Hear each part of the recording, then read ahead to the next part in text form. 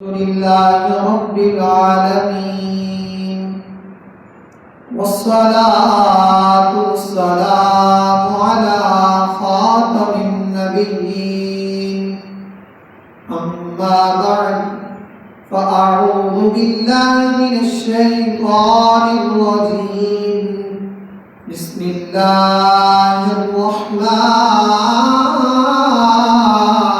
الرحيم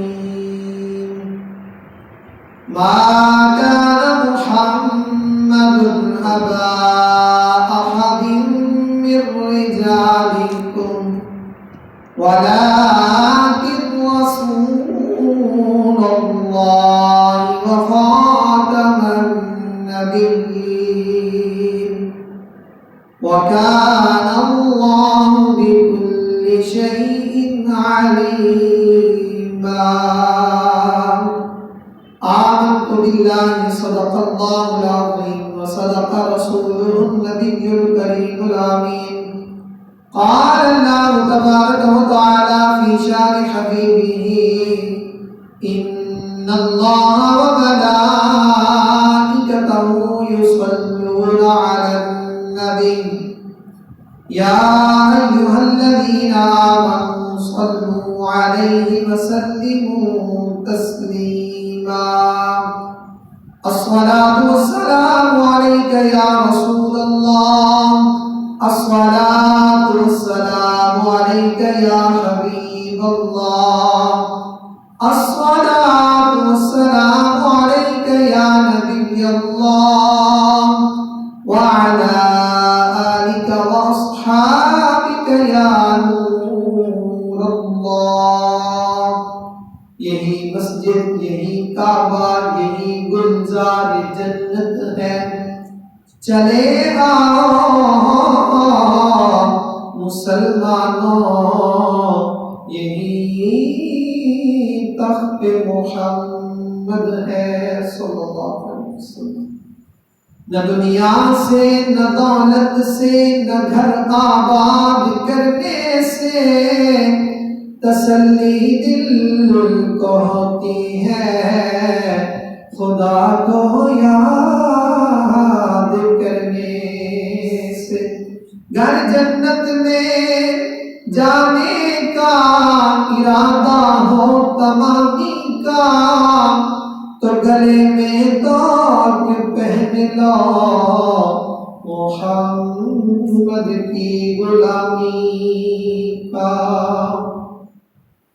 کی محمد صلی اللہ علیہ وسلم سے وفا تو نے تو ہم تیرے ہیں یہ جہاں چیز ہے کیا لوح و قلم تیرے ہیں ہم تو صلاح کے بعد میرے نہایت دوستوں بزرگوں واجب احترام ساتھی میں نے پارہ 22 سورہ احزاب کی آیت مقدسہ آپ کے سامنے تلاوت کرنے کا شرف حاصل کیا دعا کرو خالق رب العزت اس کتاب حق اور صحیح بیان کرنے کی توفیق عطا فرمائے الحمدللہ جو کل دن ہم نے گزارا ہے وہ 7 ستمبر ایک عظیم دن تھا جسے یاد رکھنا جسے یاد کرانا اور جسے بچوں کو تعلیم دلانا بہت ہی زیادہ ضروری ہے 7 ستمبر 1974 کو آئین پاکستان کے اندر یہ وہ واحد میرا وطن عزیز واحد ملک ہے جس میں عقیدہ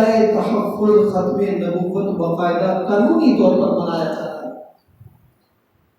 یاد رکھیے یہ کوئی عام عقیدہ نہیں ہے اس عقیدے کی بنیاد مسلمان ہونے کی بنیاد ہے اگر کوئی اس عقیدے سے ایک رتی برابر بھی آگے پیچھے ہوتا ہے تو اس کا ایمان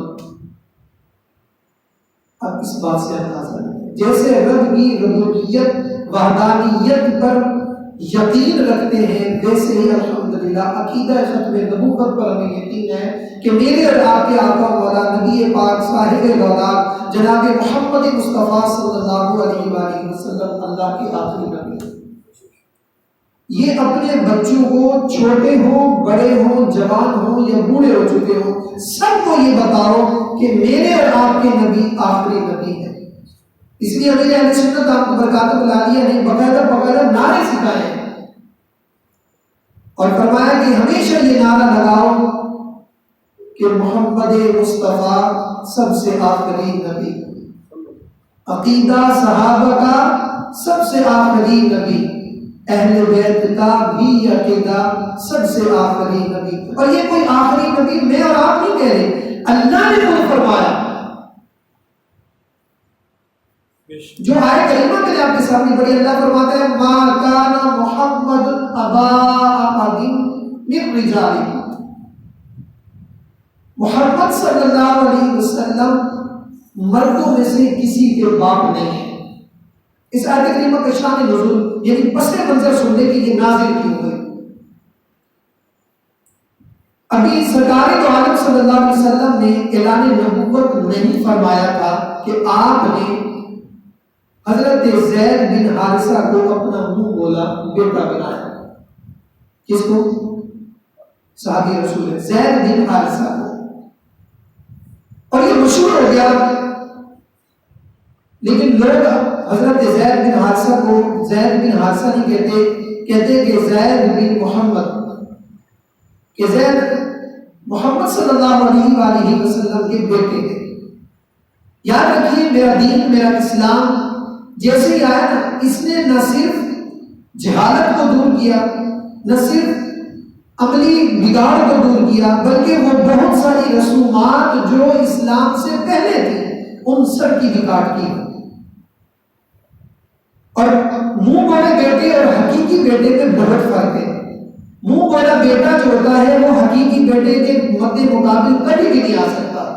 جو منہ بولے بیٹے کو حقوق حاصل ہے اس سے کہیں زیادہ حقیقی بیٹے کے ہیں۔ جو حقیقی بیٹے کے ہیں وہ منہ بولے بیٹے کو نہیں ملتے، جیسے وراثت کے معاملہ نہیں ہے منہ بولے بیٹے کو۔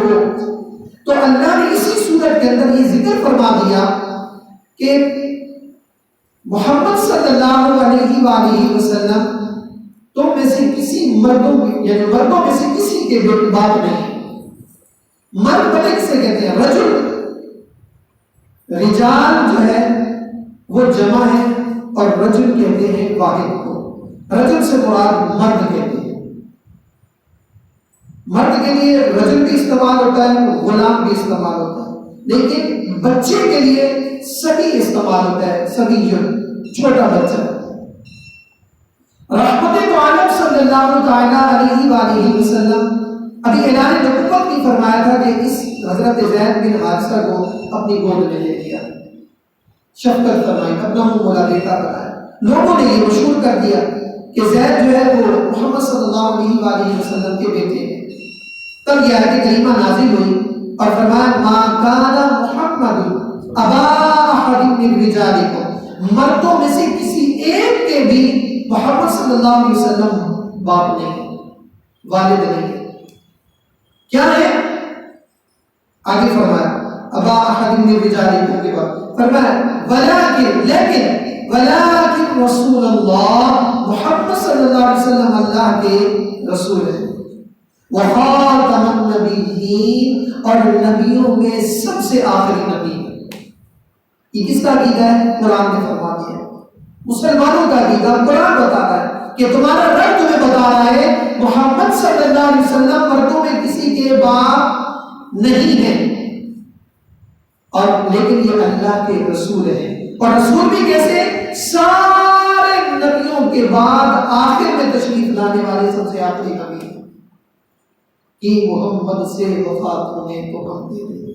جو عقیدہ ختم نبوت رکھتا ہے اس کے لیے ہم سب کچھ قربان کر دیتے ہیں، اور جو اس کے لیے تھوڑا سا بھی ڈاؤٹ فل کرتا ہے، تھوڑا بھی ہم کہتے ہیں نہیں، تھوڑا بھی ہم برداشت کریں۔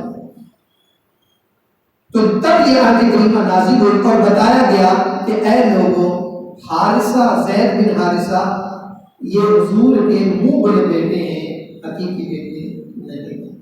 اس آیت کریمہ کا ایک تو ترجمہ پتہ چل گیا، دوسرا ہمیں پس منظر پتہ چلا کہ شان نزول کی آیت نازل کیوں ہوئی۔ میں اسی لیے اکثر کہا کرتا ہوں کہ بھائی آپ قرآن پڑھیں عربی متن، لیکن ساتھ ترجمہ تفسیر پڑھیں۔ آپ کو پتہ کیسے چلے گا جب تک آپ پڑھیں گے نہیں، پتہ نہیں چلے گا کہ میرا رب ہم سے خطاب کیا فرما رہا ہے، یہ کس کے متعلق آیت کریمہ نازل ہوئی۔ تو آگے پتہ چلا کہ یہ آیت کریمہ نازل کیوں ہوئی، کب ہوئی، کس وجہ سے ہوئی۔ یہ حضرت زید بن حارثہ، اور اسی میں اللہ نے فرما دیا کہ میرے نبی سب سے آخری نبی۔ رحمت کونین صلی اللہ علیہ وسلم نے ایک دن حضرت مسلمانوں کے چوتھے خلیفہ حضرت مولا جناب علی بن مرتضیٰ شیر خدا کرم اللہ تعالیٰ عنہ ایک دن آپ بیمار ہو گئے، بڑی شدید تکلیف، بیماری تکلیف۔ آپ نے آپ فرماتے ہیں کہ میں سرکار کی خدمت میں حاضر ہوں۔ میں نے عرض کی یا رسول اللہ صلی اللہ علیہ وسلم طبیعت خراب ہے۔ آپ نے جہاں آپ تشریف فرما تھے کھڑے تھے، آپ ہٹے اپنی جگہ مجھے کھڑا کیا اور فرمایا علی یہاں تم رکو۔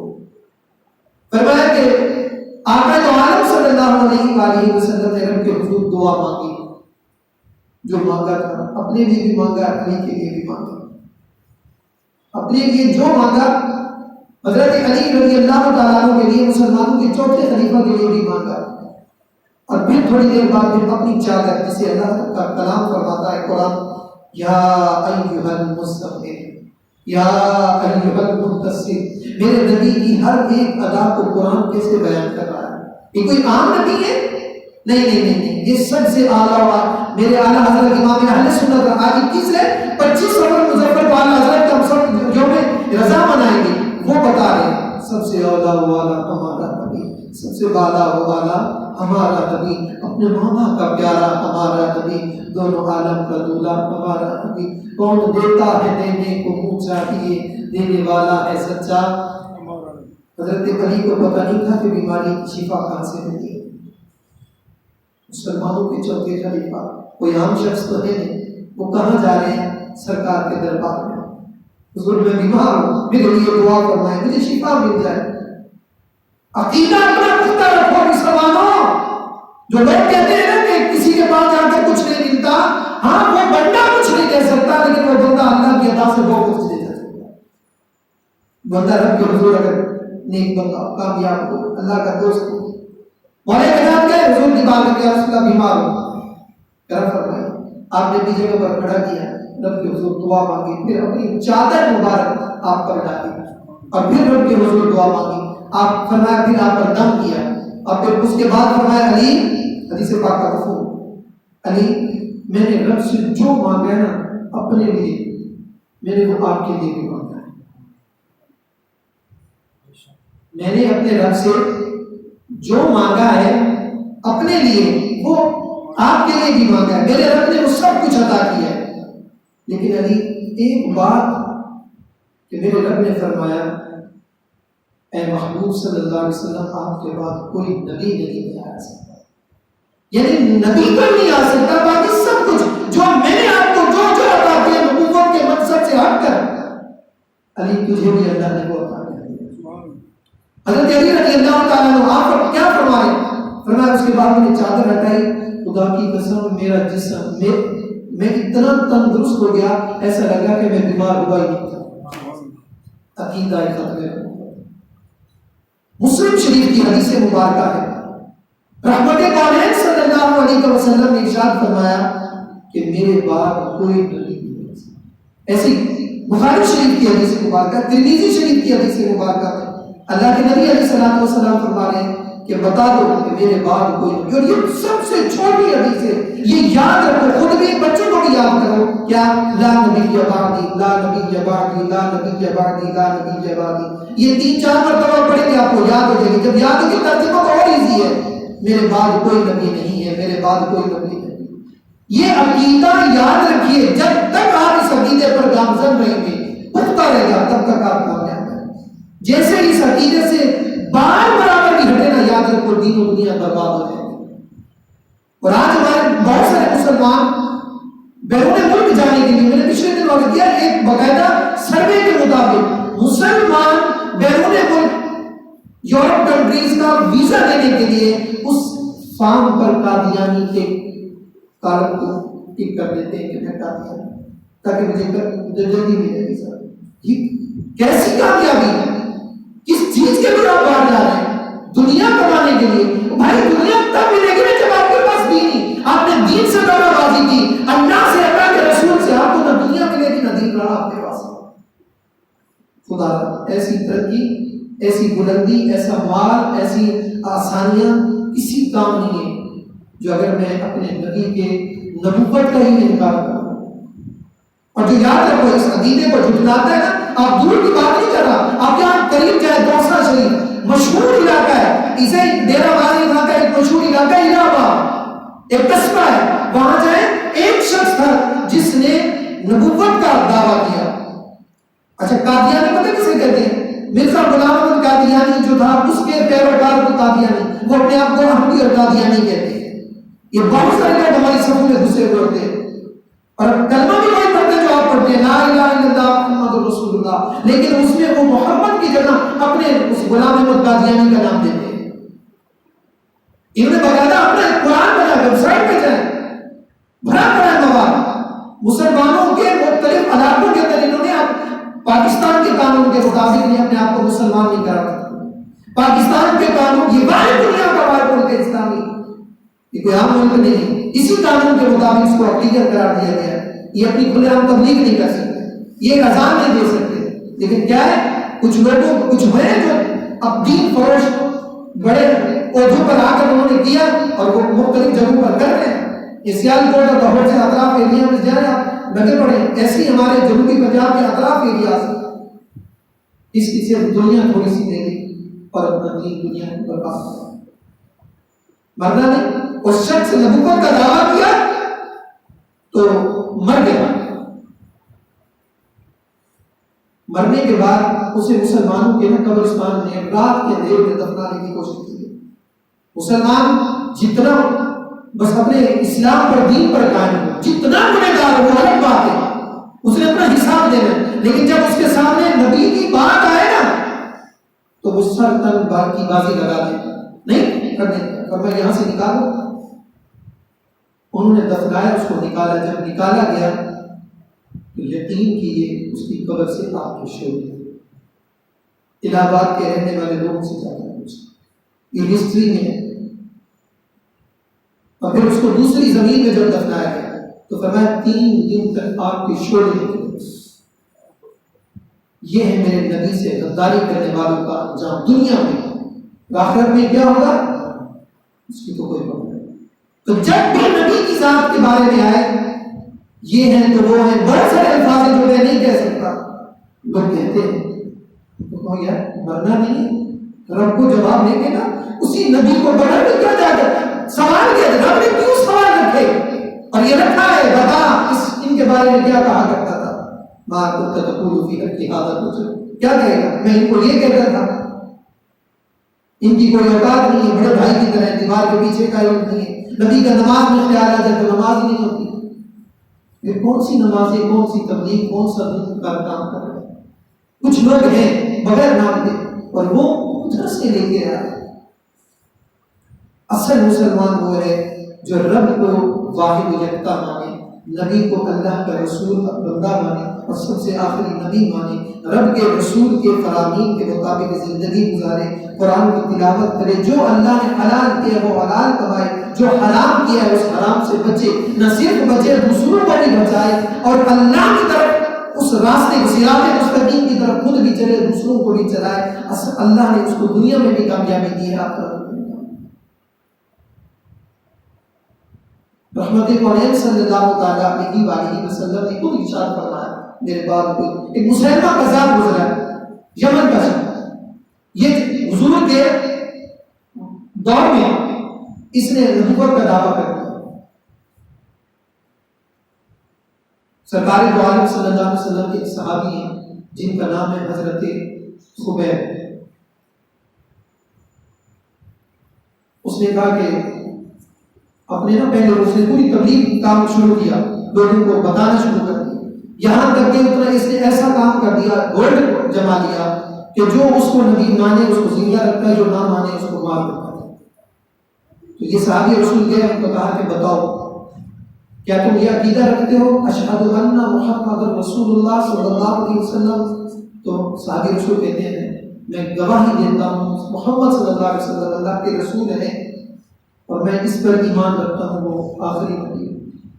پھر اس کے بعد وہ کیا کہتا ہے اب تم یہ گواہی دو اشہد انی رسول اللہ کہ میں اللہ کا رسول ہوں. تو جواب پتہ کیا دیتے ہیں